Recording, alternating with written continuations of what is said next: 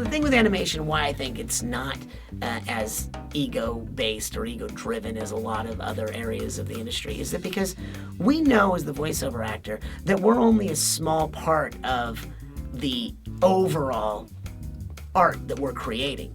We may do the voices, but without the people drawing the expressions and the people coloring the world and the people, doing the background props and the set designs that make it live, it would just be us going on tape. Of course, no one uses tape anymore, but on, I guess they use hieroglyphics. No.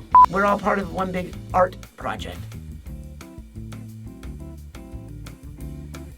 I enjoy that. We did Billy and Mandy that way. We did Invader Zim that way. We did the Angry Beavers that way. Hey, chicken neck, you should wear a sweater. Daggett, is that you?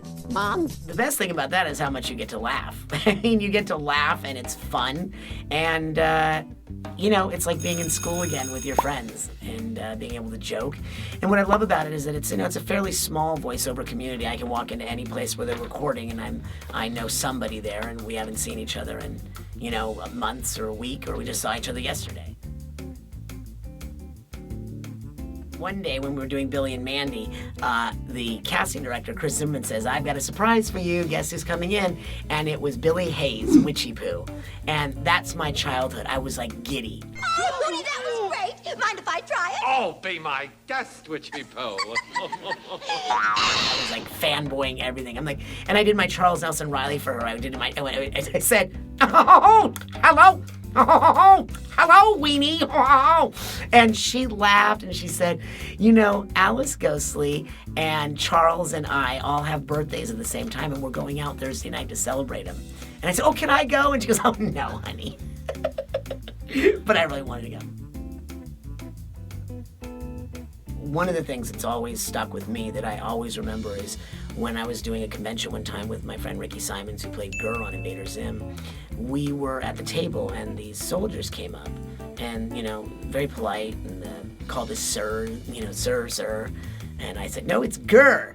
But they laughed and the man said to me, "I just want you to know that I was stationed in Afghanistan for 16 months and we would watch your show before we went into battle.